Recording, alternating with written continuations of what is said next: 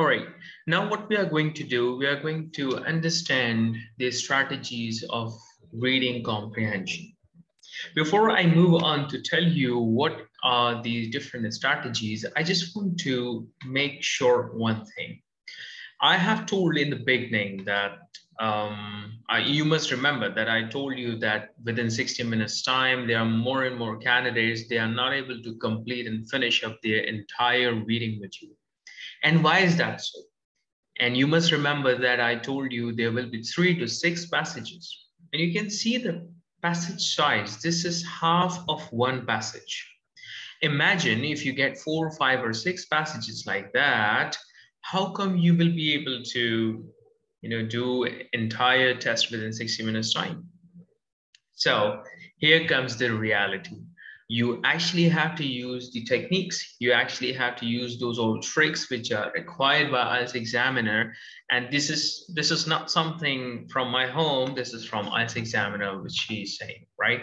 So I'm going to show you what are the different strategies that IELTS examiner discusses with us and he wants us to use. Okay, there are 2 different types of strategies with which we can solve any comprehension passage. So what we are going to do, we are going to take a look at the pros and cons of each of them so that we can decide finally which one we are going to opt and which one we are going to use for the entire reading material.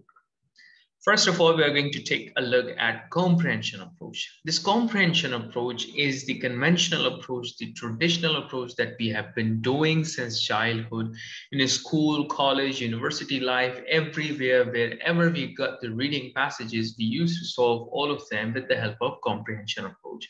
I'm not saying it is bad, it is really good, but there are some problems with it. It is time taking. It consumes a lot of time that we can't do the whole reading module within time, right?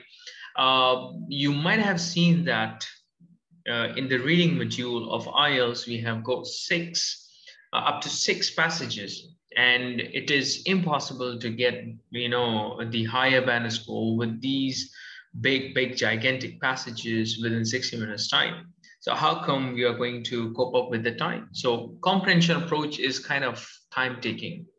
Although it works 100%, right? It is a really good approach when we have the whole day to solve the whole reading module. However, this is not the case. In IELTS, we have got only 60 minutes time within which we have to either do or die, right? So here we see one more point, that is we must read the complete text.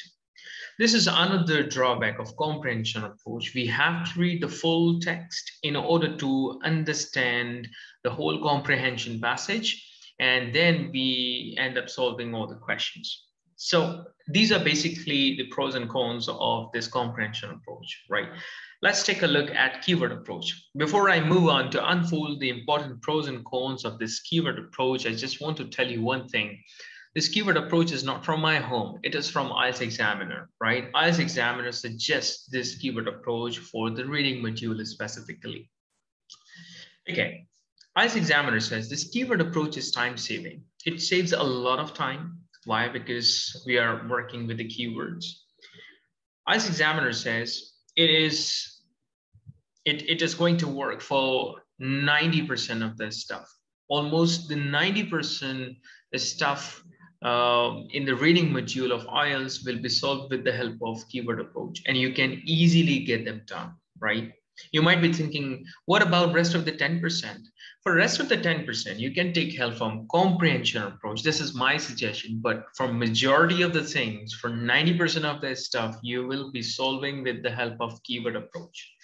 The reason is there is no full text reading involved. You are not supposed to read the full text in order to get the whole reading module done.